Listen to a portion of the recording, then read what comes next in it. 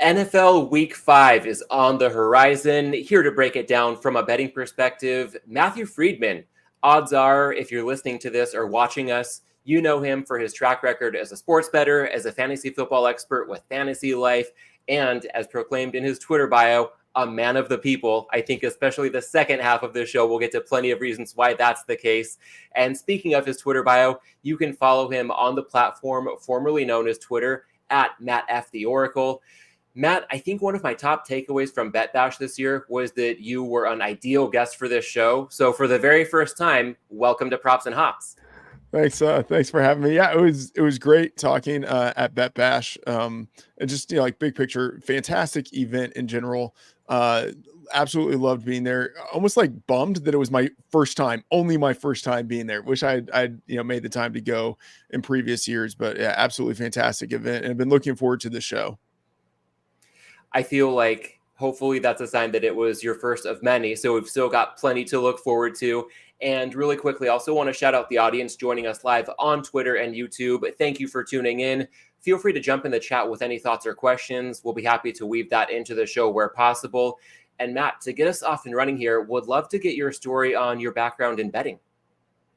So background in betting, I started in fantasy sports, the way like a lot of people would, just in terms of like, hey, I'm in a league with some buddies from high school, and just got super obsessed with fantasy that way. And eventually started writing for different websites. So, writing for RotoViz, PFF, Fantasy Insiders, DraftKings Playbook, on the fantasy side of things. And then that turned into eventually a job at Fantasy Labs, which was acquired and merged with other companies and turned into Action Network. And so at Action, we still had fantasy, but obviously sports betting was a much more important piece of the content there. And so started to get into sports betting more there. And obviously, coming from fantasy, wasn't focused so much on the larger markets of sides and totals, but really focused much more on player props. And from there got more into sides and totals, but it really started with fantasy. And even now at Fantasy Life, although I do betting content there, I also do fantasy content, fantasy rankings. And so very much have a foot in both worlds. And when it comes to having a foot in both worlds, I guess feel free to take this any way you'd like, but we're now about a quarter of the way through the season. How would you describe your top surprises so far, both to the positive and negative ends of the spectrum? So top surprises, I'd say on the positive side would be some of the defenses. Like I was not expecting the Vikings to be what we have seen. Obviously, last year, first year with defensive coordinator Brian Flores, they took a significant step forward, but I kind of thought they would be roughly this year what they were last year. And, granted, it's just 4 games. We just kind of have to see how the rest of the season unfolds, but it seems as if they have leveled up in yet another fashion this season, which is a swarming defense to complement what they're doing on offense. And so super impressed with what we've seen out of them. And also the Broncos defense. I just did not expect them to, I thought maybe league average, but if you would have said, Matt, are they going to be positive or negative? I would have thought the Broncos defense would be negative this year.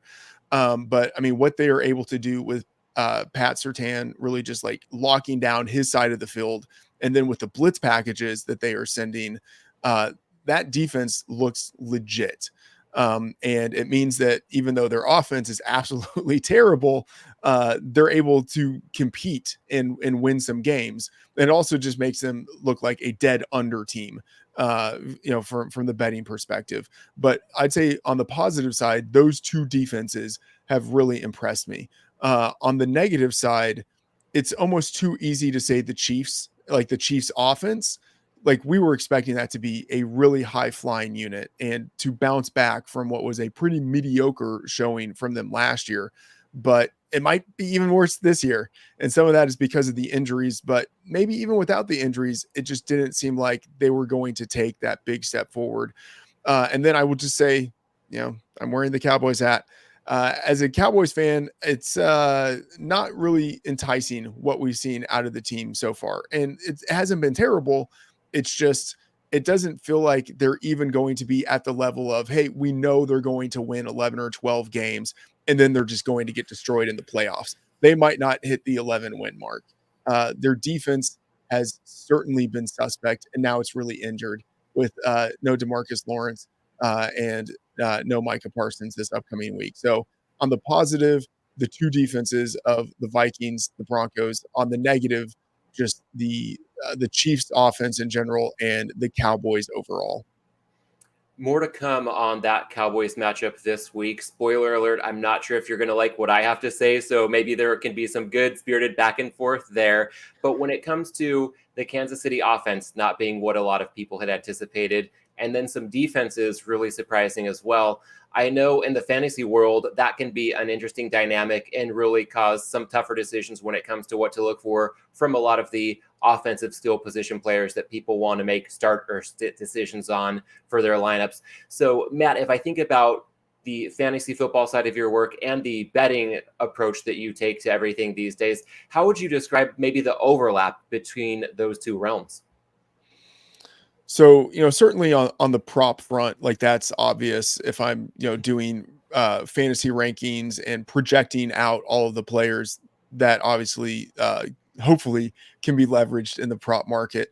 But thinking of sides and totals, I have a model, power ratings, projecting home field advantage, trying to take into account, travel, rest, everything like that. So I ultimately end up having numbers for all of these games. But even then, I still have that component of like trying to think about, okay, I have my projection, which tells me one thing. Are there the kind of qualitative things that I can layer on top of that that have much more to do with like the player matchups or the unit matchups? And, in theory, those things would be represented in the projections, but like, it doesn't always work out that perfectly. And, sometimes it's like, all right, well, this unit is severely injured. And so I think that means that this team is going to have success running the ball. And if they can do that, then it means I probably like them as 2.5 point underdogs. And so trying to layer on the things that I would look at and trying to determine who I like for fantasy, those things ultimately still have some sort of impact when I'm thinking about what team I want to bet on. And if we carry that forward to the betting board as it currently stands with week 5 about to kick off, I'd love to start with some props. And I appreciated your transparency before we went live here, noting that props have been tough sledding for you so far this season. I know in any sort of relatively small sample size, props in particular can be subject to wild swings to the good and the bad. So, as far as your experience so far this season, and even more broadly going back beyond that, how would you describe the way you're viewing prop markets these days, and perhaps anything that may stand out as you look at week 5? So I started prop betting maybe 8 years ago, thereabouts. And so pre-PASPA, it was, offshores, whatever. In that market, it was very easy to win. Now, like, because I was a novice bettor, I didn't really understand, like, hey, I should also be betting sides and totals. I should kind of be layering. I shouldn't be firing at everything. So, I got limited, understandably. But it was easy to find bets that you could identify as plus EV at that time. And over the past 8 years, it has gotten increasingly, at least for me, it has gotten increasingly harder. The market has tightened up. Now there are more options. So, for instance, SGPs, and if you can kind of figure out how to build SGPs in a way that the books will like, and that are like inversely correlated, where you get even more payout, but maybe not as inversely correlated as the books think, there can be profitable avenues there. But the prop market, just from my experience, is not as lucrative as it used to be. Um, there could be a number of reasons for that. The books have probably gotten better at creating their initial lines. There are more participants in the market, and so the lines move faster to ultimately where they should be. A number of reasons for it. But still, prop betting is fun. So I've been positive every year except for this year. Maybe that ends up being positive, but it is not good for me on the prop front through the first 4 weeks. Ironically, even though I really don't consider myself a strong bettor on sides, totals, money lines, I'm overall profitable in those larger markets. So that's at least nice, because that is still where you ultimately end up getting more money down. But for props, it hasn't been good for me this year. That said, there are a couple that I do like on the board right now. And I will say, for full transparency, I normally really start to dive into the prop market on Thursday night. And so this is like sort of preliminary, but like these Sure. two caught my eye right away. The first is Dak Prescott under 2.5 carries. Sunday Night Football going against the Steelers. This number, the best number that I see in the market is plus 130 at BetMGM, but plus 125 at DraftKings. I think plus 118 at Caesar. So certainly plus money wherever you are looking. And he's yet to hit this number in any game so far. In week one, his total was 3.5, and he had only one. It dropped to 2.5 since then. He still hasn't hit that number. And the Steelers defense is yet to allow a quarterback to go over on his prop, his carry total. And so it just kind of feels like a perfect setup. Dak used to be a much more mobile quarterback than he is now, but I wouldn't say he's basically just a pocket statue at this point. He can like maneuver the pocket and still get the ball out, but he doesn't look to scramble nearly as much as he used to. And they don't really call anything for him in the designed run game. And so Dak Prescott under 2.5 carries at plus money, I feel like there's good value there. And then the second one that caught my eye, James Cook under 14.5 carries, minus 115 to minus 120 across the market. I have this projected at 12.5. They were just, Josh Allen stealing carries, Ty Johnson getting more run than you might expect. And then maybe as road underdogs, or not road underdogs, but like on the road in a game environment where we wouldn't project the Bills to have a big lead. Maybe they just don't run the ball as much in general as they have in previous games. So under 14.5 carries for James Cook, projected at 12.5. I do think there's value there as well. I appreciate the look at James Cook because there's been some Bengals money to hit the marketplace over the past 24 hours or so. So, I'm thinking Bengals, Ravens. I'm stuck in a different primetime AFC marquee matchup this week. Okay. Nevertheless, Buffalo, an even narrow point spread. So Bills, Texans, if this one's hovering on pick'em, the favorite is ping-ponging back and forth. If somebody was looking for an opportunity to take, Buffalo catching points or maybe tease the Bills, that might be tougher to come by depending on how the market moves over the next couple of days leading up to kickoff. And that's, I think, a good look if something like a Houston side or against the spread or a Bills teaser gets away. These downstream methods to kind of broaden the attack surface, if you will, if there's anything that indicates that the Bills might have their hands full. It's to your point. I know you start out just betting props, but a lot of people might lean much more heavily to point spreads or even teasers. There are ways to use the betting menu to your advantage. If one number sails, there might be a similar way to get at the same concept just by looking to broaden the attack surface a bit. So really like that point on Cook, even though I mixed it up initially with a different AFC game I had in mind this week with a couple heavyweights in the conference. And Matt, I also want to circle back to your first one with the Dak under 2.5 rushing attempts. With that, one of my first thoughts was at times it can be as fluky as an end of half kneel down, or the Cowboys are not big underdogs. So if they are to win and bleed out the clock late, there might be some kneel downs that would count as carries. Beyond any potential randomness, I think you laid out a good handicap.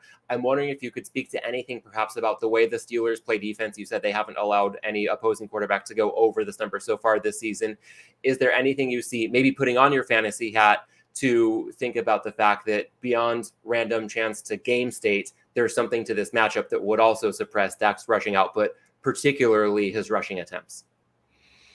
Yeah, I think a lot of it is, so just to touch on something you mentioned, the Cowboys as road underdogs, so less likely to have the randomness at the end of the game with some kneel downs. But as the game is playing out, the Steelers, in my opinion, the way that they have their defense, And with as strong as their defensive line is, they just do not give quarterbacks many opportunities to escape the pocket.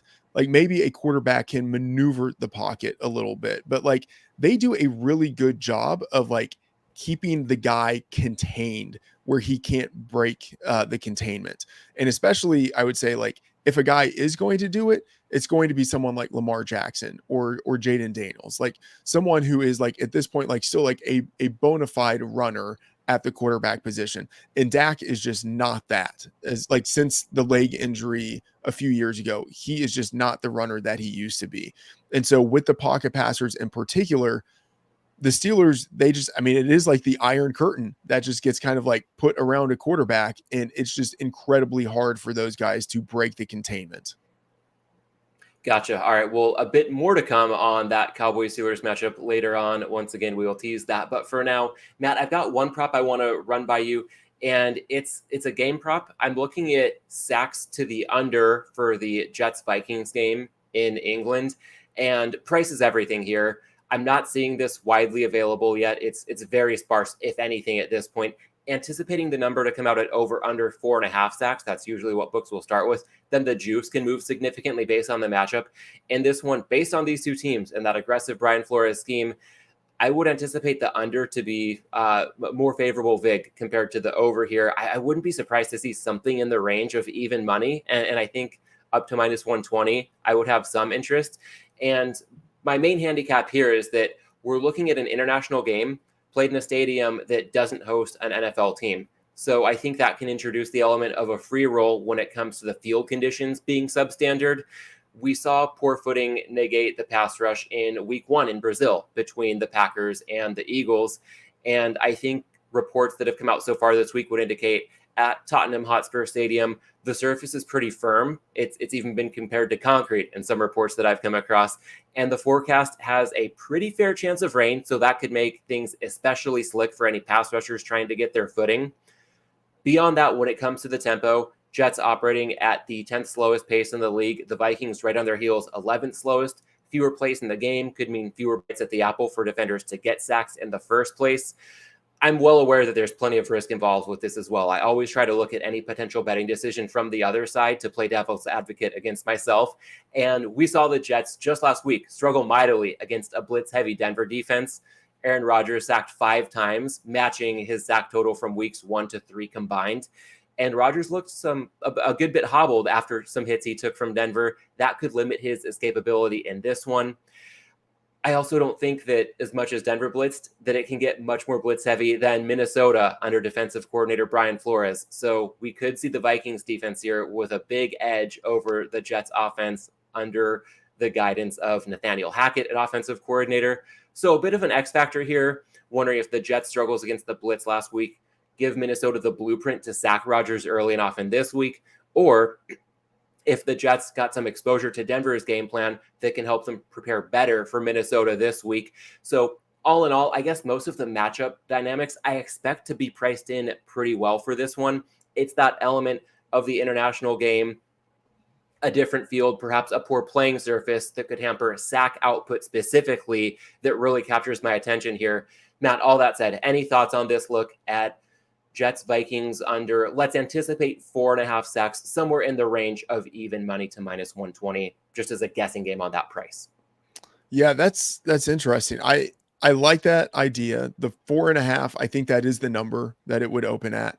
And to your point, I would expect plus money to the under just because of the two defenses involved in this matchup. But yeah, thinking of the field surface in international games, and then knowing that international games do tend to be played sloppier. Historically, they have tended more towards the under. And so, I think lower scoring games, slower pace, I think all of that goes to your point. And I do think that given how the Jets struggled last week, it would be a point of emphasis, like knowing, hey, we are going against a similar type of defense. We need to change the game plan, or like we need to be sure that like Rodgers gets rid of the ball a little bit faster, or we change our protection, something like that. And then with Sam Darnold in the hashtag revenge game, the international revenge game going against the Jets. I mean, I've been impressed with what he has been able to do within that Kevin O'Connell system. And so, like, even though he's going against a tough defense, I think he will be able to navigate the pocket to get rid of the ball whenever he needs to. So yeah, I wouldn't have thought of this, but I like the idea now that you mentioned it. All right. Well, I will keep my fingers crossed that the field surface is an issue, because I think on good conditions with these two pass rushes, this is not a direction I'd look. So just a free roll perhaps on something that may not be fully priced in. Matt, I think that covers some good ground on three different props, two player props that you brought to the table, the game prop that I just discussed. I also want to leave room in this conversation for other markets, whether that's sides, totals, teasers, derivatives, look aheads, any season-long futures. Open-ended question here for you. Where do you currently see the most value on the betting board? So I have at Fantasy Life an article that comes out each week, my best bets, so sides, totals, money lines, and there are five of them. Sorry, four in there that I've written up. The one that I might like the most that is still on the board, and I mentioned Vikings Jets, the under in that piece. But I want your thoughts on Raiders Broncos. That total is, let me make sure I have the most current up to date number. That number is 35 and a half, 36 across the market. And I think that is bettable. I have that projected at 34.2. And, you have divisional opponents going against each other. Like, the question is, like, who is going to score points in this game exactly? Like, the Broncos defense, number 3 in defensive EPA, number 3 in points allowed per game. Like, I think they have a legitimate top tier defense. Their offense, as mentioned before, just dreadful. Bottom 5 in offensive EPA and points scored per game. And what was amazing about what they did last week, going into halftime with negative passing yardage, while Bo Nix had completed like a not insignificant number of passes.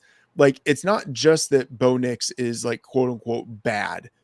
It's that like they're scheming the offense in a way to where like that's just what they're getting. Like, so many of their passes are behind the line of scrimmage. They're not pushing the ball downfield. They're not attacking. Like, Bo Nix, generally speaking, is operating within the confines of that offensive system.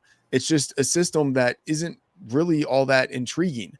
And so you put all that together, going against a divisional rival with a defensive head coach in Antonio Pierce, team lacking on offense, its number 1 wide receiver and best all-around playmaker in Devontae Adams. It just feels like this is an under that absolutely must be hit. And Broncos games have fallen short on average of the total by a league worst margin of 10.5 points. And so I know 36 is still a pretty big number, but a pretty small number. But I just don't think it's small enough. I think you've laid out a very sound handicap, so nothing to push back on as far as that's concerned. And I'll admit that totals tend to be outside my wheelhouse relative to a lot of other markets. But one thing that I bump against is when a total is this low, to that last point that you made. It could take, when you ask who's going to score here, my first thought is, I don't know, like, is the defense for either or both teams going to score? Is special teams going to score? We saw what happened with Tennessee this past Monday night, how that game went over. I still haven't seen that sequence, but I have heard enough about it to just, maybe I'm especially sensitive to that. This could be recency bias on my part, but thinking, man, when totals get this low, somebody could sneeze the wrong way and the game ends up popping over despite offensive ineptitude. So, I see a number like that, and I wrestle with it a little bit in that sense. At the same time, looking at this specific matchup, nothing to negate in the way of the handicap that you laid out. I guess my question would be to you, how much trepidation would you have at the prospect of any endgame flukiness or perhaps defense or special teams getting involved in a way that could adversely affect an under bet with a total as low as 36? Yeah, I mean, to your point, it doesn't take much for the over to hit. Just if there's any randomness at all, especially with defense or special teams. That said, I have my number. I just accept that Sure. there is the possibility for some late game flukiness. And if it happens, oh well, maybe I win the next bet. But this just again feels a titch too high. And so yeah, I guess I just accept the possibility of flukiness and say, you know what, the gambling gods will do what they will do. Yeah, and I think that's a healthy approach because I certainly am in no rush to bet the over on this one. But if there were such thing as a bet that were a sure thing and really had value that you could just take to the bank before the game kicked off, then a lot of us would probably own our own private islands Right. and be off the grid, living the life. So there's inherent risk to any wager. And I think that ultimately, if you come to the conclusion that the benefits outweigh the risk and there's still value accounting for the current total and the VIG, then fire away and accept that it may well lose. But if you hit 53% of the time or more, then you're going to be in good shape in the long run. So can definitely appreciate the process there. I think I've got a bet that I see as similarly risky in a sense, but still have enough conviction to put it out here and see what you think. I've bet it small myself already, but for anybody who's curious about perhaps following, want to see what you think of this one, and it'll take us back to that Sunday night game, the Steelers hosting the Cowboys. I do like Pittsburgh laying the 2.5. And a hat tip here to Cleve TA through Cleve Analytics. He was early to the party on this one. Also, it resonated with me that on yesterday's Bet US NFL show, both Las Vegas Chris and Steve Fezzik had some alignment on this one, looking the Steelers' way. In a nutshell, I think a good case can be made that the Steelers are clearly the better team, especially with Dallas missing DeMarcus Lawrence and presumably Micah Parsons, as you touched on off the top of this show. Also got some key cogs in the secondary who should be playing, but probably playing through injury, so maybe a bit limited at the back level of their defense. Offensively, missing Brandon Cooks, a bit of an early week surprise. That's not going to help. So it sounds a bit like some teaser handicaps I've made over the years when really summing it up as we've got a superior team at home needing to do a little more than win outright. Matt, am I missing anything or oversimplifying this when it comes to liking Pittsburgh -2.5 hosting Dallas on Sunday night? So I will say, I mean, I'm just terrible at timing market stuff. I bet the Cowboys on the look ahead last week before Thursday night football last week when they were favored by 1. Because I thought the Steelers were, kind of fraudulent. But, Cowboys did not look all that great against the Giants. And, of course, this number flips. And then, of course, we got the injuries piled on top of that. I still feel that the Cowboys have, like, quote unquote value in this spot. I think they should be 1 point underdogs instead of 2.5 point underdogs. Is there any like real value there? Probably not. But I guess I would say, like, if I did not have a position on the Cowboys right now, I would not be entering into this market betting on the Steelers. And if I were to enter into the market, idiot that I am, Cowboys fan that I am, I would be looking to tease the Cowboys from 2.5 to 8.5, because that is where I do see the value in this game. But look, smarter and more profitable bettors than me have looked at this game and said, Cowboys are not the side. And so, like, given that, I'm probably not super inclined to be wanting to invest any more on the Cowboys than I already have. Yeah, I appreciate that measured approach, but some healthy disagreement. And you touched on it. I think if you're looking the Steelers' way, laying the 2.5 is most likely the way to go. If you can find a favorable money line, then have at that as well. And for the Cowboys, if you want to go that route, a teaser is probably an optimal path if you can find a good partner to pair them with. And we can close that loop in a bit. But Matt, one more side I wanted to run by you here. Staying in primetime, Monday Night Football, the Saints +5.5 at the Chiefs. I know +6 was out there earlier in the week, and it's important to get the best of the number whenever possible. So I would say that if somebody wants to jump in on New Orleans at this point, consider perhaps a reduced wager amount at the widely available number now of +5.5.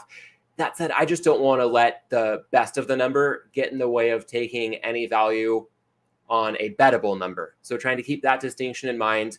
I'll also note that Hitman released this one when it was +6. I think that partially explains the current line of 5.5.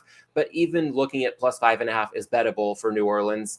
Fabian Summer, aka Suma, broke this down as his best bet on yesterday's Forward Progress pick show. Steve Fezzik had it as his best bet on the Dream Preview podcast that was released earlier this morning. And some other people I respect have also been very consistently on the Saints over the course of this week. I think the handicap primarily centers on the Chiefs' offense being limited in its first full game without Rashee Rice, and the Saints having a strong secondary to cover the rest of the pass catchers for Kansas City. On the other side of the ball, maybe worth considering that the Saints' offense has pretty surprisingly, in the eyes of most, pretty surprisingly improved under new offensive coordinator Clint Kubiak. And the Chiefs, they have a recent track record of being great at winning games, not necessarily, though, at winning games by margin, hence their straight-up undefeated record this season. But unless I'm missing something, their winless record against the spread through 4 weeks. So, Matt, all this considered, any thoughts on a look at the Saints plus 5.5 Monday night at Kansas City?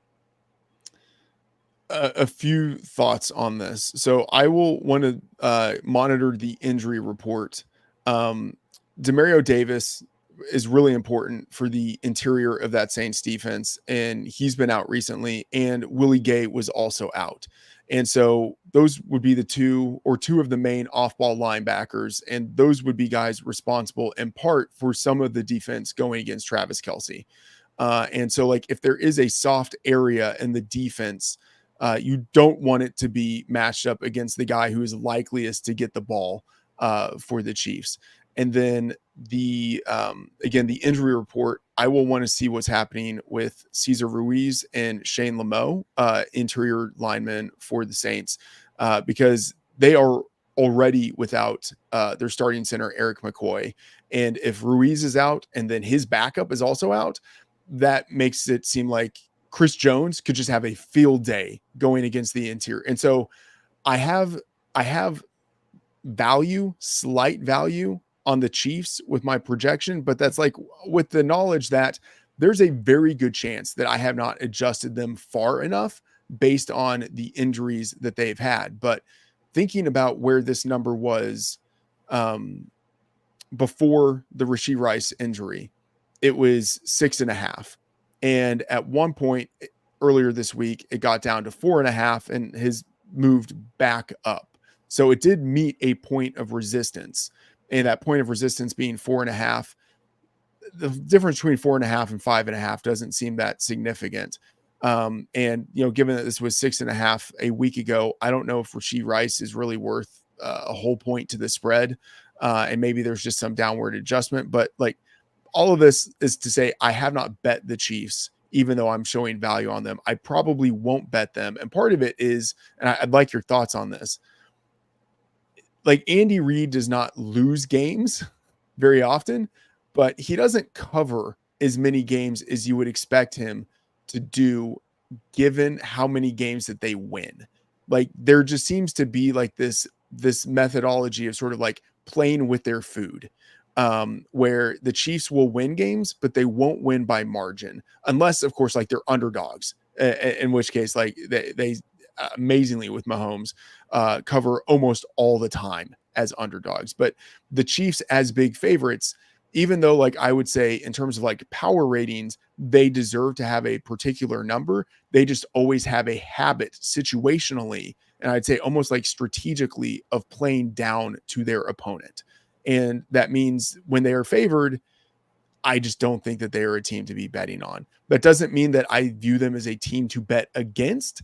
It just means that like I'm probably going to be staying away from this one. I think that's a good distinction you make. Just if you don't consider a team a bet on team, it doesn't mean a must bet against team. Sometimes as bettors, the best choice we can make is to pass on a game. Books have to post lines for everything. We get to pick and choose our spots. That's how we have a chance to overcome the VIG in the long run. And to your point about Reid specifically and the Chiefs' recent track record of winning games outright at a remarkable clip, but not covering at a good clip at all, it's anecdotal. I don't have any specifics in front of me, but I kind of think back to a lot of decisions where if it's 4th and goal, instead of kicking a 19-yard field goal, they should go for it, and they don't do it. Or if it's 4th and 2 around midfield, punting, when you should probably go for it. Yeah. And those types of decisions probably play a slight role in suppressing their ability to maintain the ball, tack on a few scores instead of giving the ball back to the other team. Or if you kick a short field goal, giving the ball back to the other team at less of a deficit than had you gone for the touchdown. I also, again, just offhand, feel like I recall some instances, maybe mid fourth quarter scenarios, up by 7 to 10 points, where maybe the prudent thing to do, if all you want to do is win the game outright, would be to run the ball and start prioritizing the clock relative to the scoreboard. And I can't blame Reed if he's got Patrick Mahomes as his quarterback to still maybe throw the ball and risk not taking as much time off the clock, but getting first downs. It feels like sometimes when he should maybe be more aggressive with fourth down decisions, things seem to get a bit conservative. And on the flip side, sometimes when it's time to maybe take the air out of the ball, that doesn't happen. So it's tough to pin down because I don't notice a predictable pattern on my end. But I think as the sample size mounts, I can't help but wonder if there's something to it. Yeah, that's interesting. And I'd say like thinking more about not necessarily the mechanism, but like the fact that like Reed has just absolutely crushed since he's been with Kansas City his yearly win total. Like the Chiefs almost always have gone over their win total. And you would think a team that consistently at this point, I think it's like 10-2, 11-2, like Reed's record of going over his win total. You would assume that a team that does that consistently, like exceeds in terms of winning games that consistently, would also be just incredibly strong against the spread. But they're not. Like situationally they are as underdogs, masters of covering, but just overall about average. And so like this is a real thing. And I think you're like your point of thinking about like, why is it the case? Is it like Reed's situational tactics in terms of when he's going for it, when he tends to run the ball, just decision-making in general? I think that is definitely part of it. Hard to identify exactly what it is though. Yeah. And on the notion of winning without covering, or perhaps covering without winning, I think that gives us a natural transition into some teaser conversation for this week's board as well.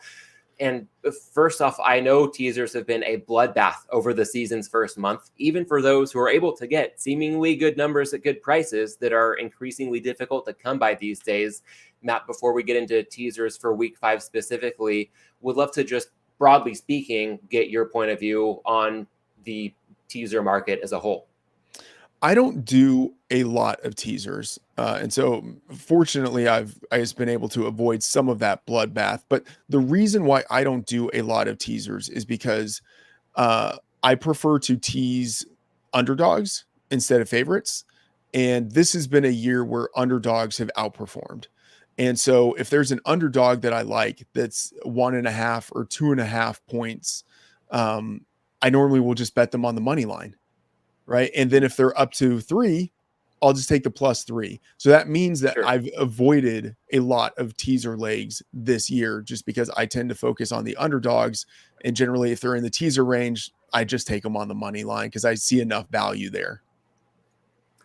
And especially in a season like this, that can be prudent because you're not relying on a second team to hold up its end of the bargain too. I can't tell you how many times I myself, or I know hearing from others, have experienced one teaser leg that's just absolutely dynamite, but it takes 2 to tango. And if that second leg doesn't hold up its end of the bargain, that first one is pretty much rendered moot. So maybe this week the narrative changes a bit for you because the process you outlined could make it appealing to look at some short underdogs. I'm seeing Tampa Bay available to be taken up to +8.5 at Atlanta for those with us live before Thursday Night Football kicks off. And then 3 options later on in the week. The Jets up to +8.5 playing Minnesota in England. Cincinnati up to +8.5 hosting Baltimore. And then, as you touched on earlier, Dallas up to +8.5 at Pittsburgh on Sunday Night Football. That one, for those who, unlike myself, would not be interested in laying the points with the Steelers, could be a bit intriguing. So, Matt, any thoughts on the Bucks, the Jets, the Bengals, the Cowboys, or perhaps anybody else this week that could fit that mold of an underdog? You're probably not going to catch a +3 and maybe the chance to take them up through 7, even up through +8 in the scenarios of the teams that we've mentioned so far. Yeah. So the classic Wong teaser, the best situation for that is when you have games with low totals. I'm not really all that interested in the Raiders. I have that number projected pretty close to the market, and that number is fluctuating between the 2.5 and 3.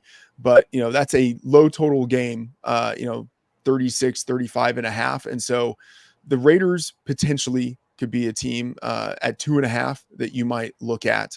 And I'll say the Colts also, that number is bouncing around between 2.5 and 3. And, that might be determined based on if Joe Flacco is going or if it's Anthony Richardson going for the team. I had hoped it would be Flacco, and I have Flacco as 1.7 points better against the spread than Anthony Richardson. But it ultimately might be Richardson. But yeah, you mentioned there are a number of teams out there. Most of them I have projected fairly close to the market. And so like the real value is just getting through the key numbers of 3 and 7. And if you're doing that in theory in a total that's low enough, then maybe there's extra value that's created. So the games that have the totals that feel low enough, Raiders plus 2.5 to 8.5 in a really low total game. And then I would say the Jets also internationally, 40.5 is the total, but I have that projected closer to like 38.9. And so taking the Jets from plus 2.5 to 8.5, I think that there's some value there. But again, I have not made those bets, and I probably won't. Gotcha. Appreciate the transparency there. And as you said, a lot of the value here comes down to getting the right numbers. And I'll zoom out and say a lot of the value of having you on the show could also be getting the right perspective when it comes to the hops. So I'd love to dive into that. I know that I've said before on this show, I benefit from an embarrassment of riches out here on the West Coast. And while my memory is admittedly foggy, as I posted on Twitter when announcing you as this week's guest, admittedly foggy from that last night of Bet Bash at the end of the Legacy Club cocktail party after the Sports Gambling Hall of Fame induction ceremony, if memory does serve me correctly, your wheelhouse covers some good ground between the Midwest and the Northeast. So I think this segment could be really good this week. I've teed up a 4-pack of questions, if you will. For starters, would love to ask how you got into craft beer in the first place. So how I got into beer, like my parents don't drink. I didn't drink for most of college. I had a college girlfriend who, like, I was like trying out different types of beer. I didn't really like any of them. And she was like, you know what, you might like Blue Moon, which like Blue Moon is obviously not craft beer, but she was like, you might like Blue Moon, so like had Blue Moon with the orange. And I was like, I like this. And so I just kind of like naturally developed the taste for like the Belgian style type of beers. And then I would say like the first craft beer I had was Allagash White. And so Allagash just kind of became like one of the favorites. And I would say in terms of like craft beer, that's how I got started, going from Allagash White to like a number of the other types of beers that they have. They're double, they're triple, they're some of their barrel aged ales. And so that's how I started to get into craft beer, from Allagash White. Got it. And using that as a springboard to how your palate has evolved over time. I appreciate that distinction of maybe not being into beer early on, but if all you had been exposed to was something like a Bud Light, Miller Lite, Coors Light, and then you have a Blue Moon, that can be a pretty eye-opening experience. So more on the craft side, starting with Allagash White and getting into other styles, how would you say your palate has evolved over time? I mean, it's maybe it hasn't, but so like I have this bifurcated split where it's like on the one hand, I absolutely love basically anything that's Belgian style or kind of like a farmhouse type of ale, and then on the other side, like I do like lagers. Like I do like crisp, smooth beers. So basically it's like anything that's not an IPA, which is like the most unsophisticated thing I could say. And I fully own that. And I've tried to develop the palate for IPAs, and it just, the hops, it gets me, so some IPAs I've been able to get a little more into, but those tend to be very kind of like middle of the road IPAs. But in general, it's just, I like Belgians and I like lagers, and I have started to get more into, especially like, winter time, to get more into stouts and porters, but different barrel aged type of ales. But really it's kind of like this, it's it's almost like a hurricane where it's like the eye of the hurricane is the IPA, and I don't go there. Basically, I swirl around all of the other types of beers, but I never get to the IPAs. I appreciate your courage to bring that kind of take to a podcast with hops in the I name, know. but I liked the point of getting maybe into certain types of IPA over time. And I'd be curious to hear what types of IPAs those would be, because I think back to growing up in San Diego County, being a stone's throw from Stone Brewing, as I like to put it. Yeah. They were wrapped up in the IBU wars, like long-term beer fans will know, probably early 2000s. It was just, hey, how bitter can we make this? How much enamel can it seemingly rip off your teeth to drink one of these? And some people really rallied around it. There's a punk rock kind of mentality, but it was not approachable at scale. And it was really intense. And I understand why a lot of people could have thought, hey, this is way too harsh, way too abrasive. These days, I'm sensing that IPAs have become a lot more balanced, not necessarily, oh, hops equal something that's really bitter or tastes like pine, but leaning into, there's a broad variety of hops out there, and some can offer more citrusy, tropical fruit types of notes, and that seems to be more approachable. Is that latter description more accurate of what you've at least started to maybe open up to a bit in recent times? So I will say, please educate me as I try to meander my way through this answer. Like the the beer that I've liked the most that's IPA is just sort of like a straightforward IPA, and it's brewed by the guy who did the Harpoon IPA recipe years ago. And like from my understanding, that's one of the IPAs that kind of started to like bring IPAs or popularize IPAs. And so like his description is like it's just an IPA. Like it's not like a northeastern sort of like hazy, juicy IPA. It's not like a West Coast IPA. It's just sort of like a, like if you could have like a sort of like a Bud Light version of IPA or whatever, it's just like this is a very straightforward, is not going to make you hate your mouth type of Sure. IPA. Um, and so like if I have an IPA, like it's that kind of style of just like a very middle of the road where like you can taste the hops, but it's not overpowering. And there's like no or like minimal juiciness or stuff like that. So that would be the kind of IPA. But like, I live in New Hampshire, and so there are a lot of IPAs around here.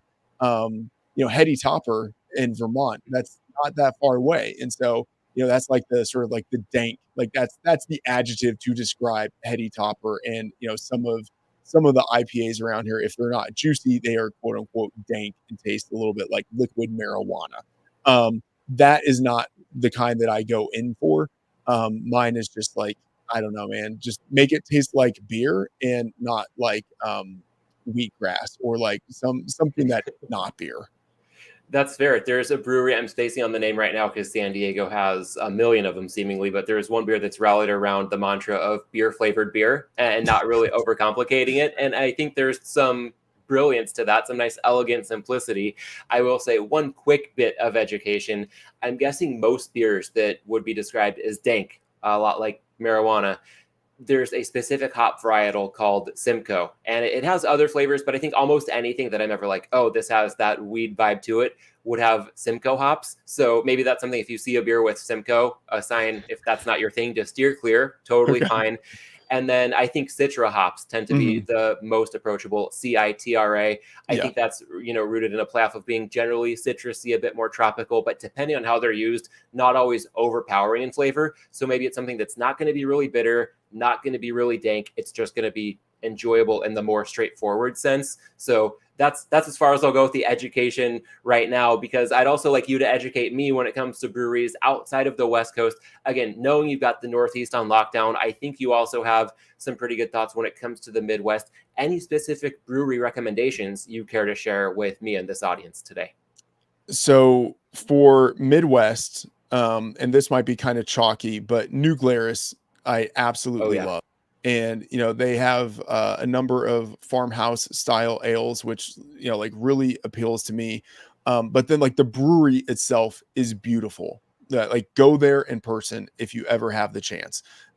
It feels almost like the beer equivalent of being like in a vineyard or something like that, because like they have gardens outside that you can like walk around, and it's just like a very beautiful scenic area. And then they have a lot of great beers that are brewery only, right? But then also you can buy a number of beers there to go. But they distribute, I would say it's a shtick, except it doesn't feel like a shtick, but like they distribute only in the state of Wisconsin. Yep. And so I lived in Iowa, literally right across the Mississippi River from Wisconsin. And so, had easy access to it. But the people who are from Wisconsin and then leave, like that is one of the number one things they will say. Oh, like, oh, I miss home. I really miss New Glarus. And so New Glarus as the Midwest brewery, could not recommend that enough. And then for a brewery in the Northeast, I'm going to give 4 quick runners up, just because I have to say them. I mentioned Allagash in Portland, Maine earlier. Absolutely love that place. That's one of my happy places on earth.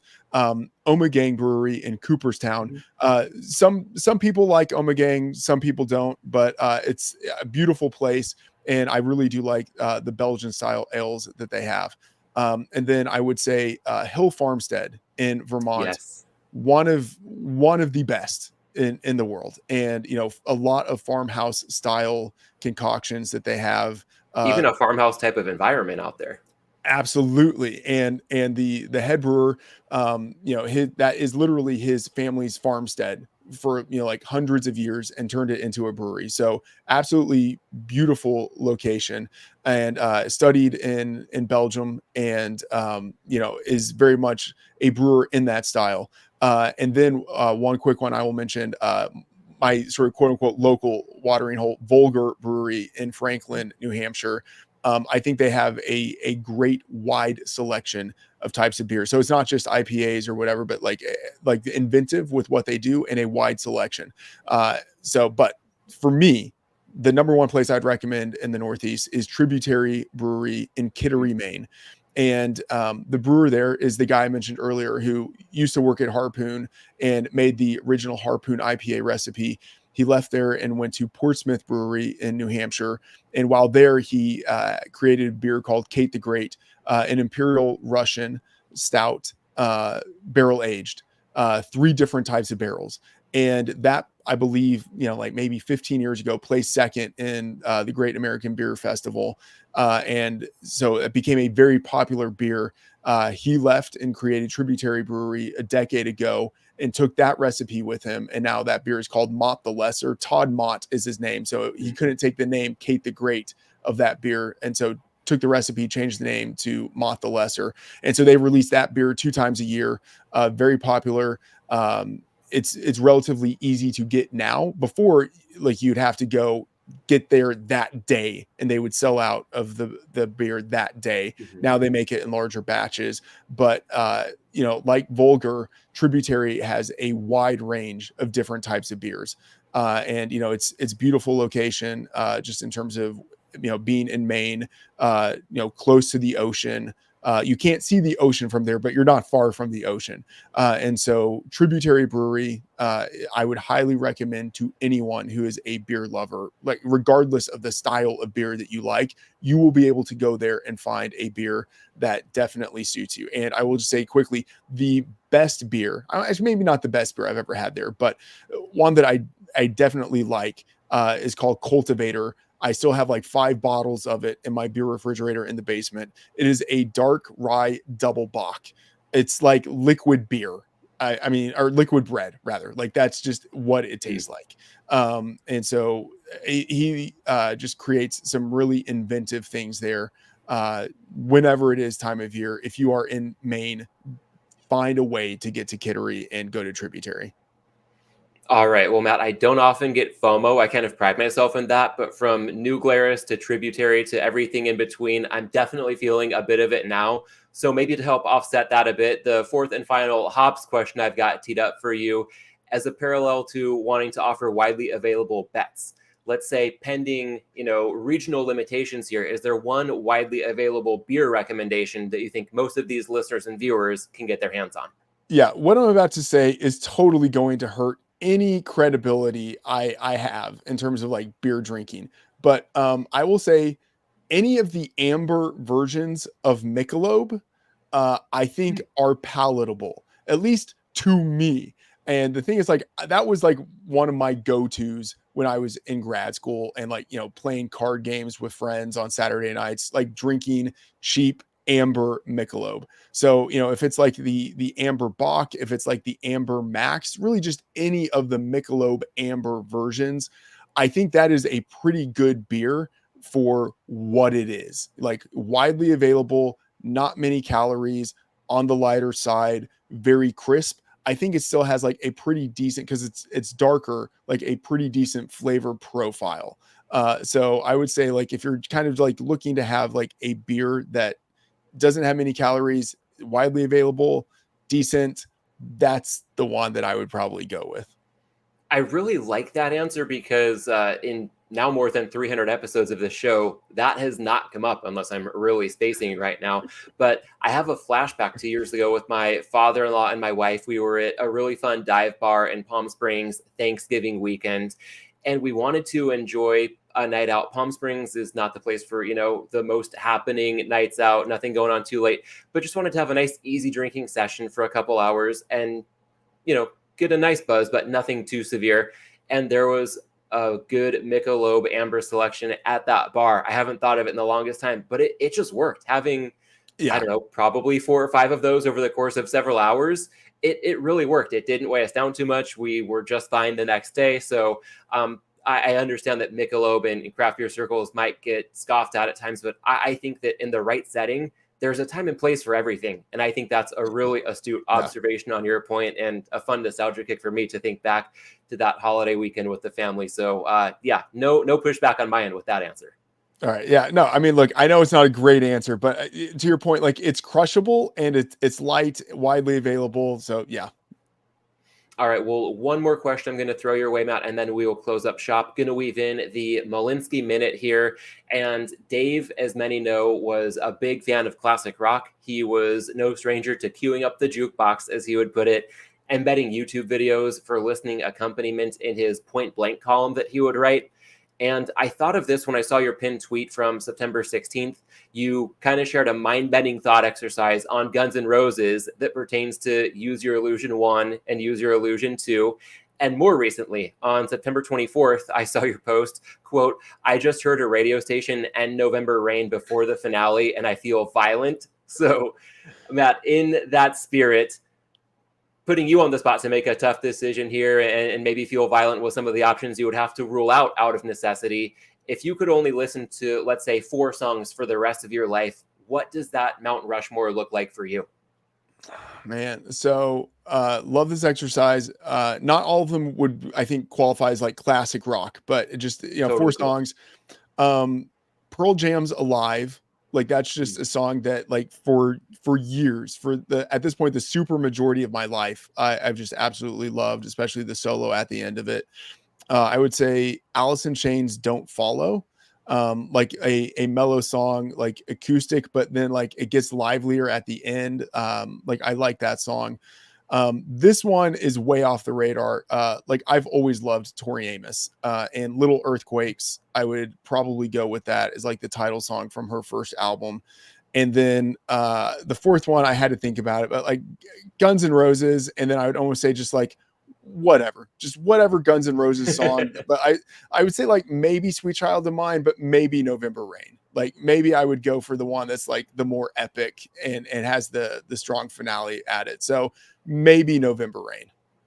I like it. Well, the Sweet Child of Mine reference, I will note that was my mother-son dance at our wedding. I picked that out and surprised her with it. So definitely hear you on that one. And I like the range you went with there, because I think it's very fitting for the Malinsky Minute, considering one of the last text messages I ever received from Dave pertaining to kind of classic rock in a sense. I was making a joke about not being able to meet up with him at a certain point because I was going to an Offspring concert at the Las Vegas Event Center and making a job at myself for something seemingly lowbrow in comparison to a lot of what he would be interested in.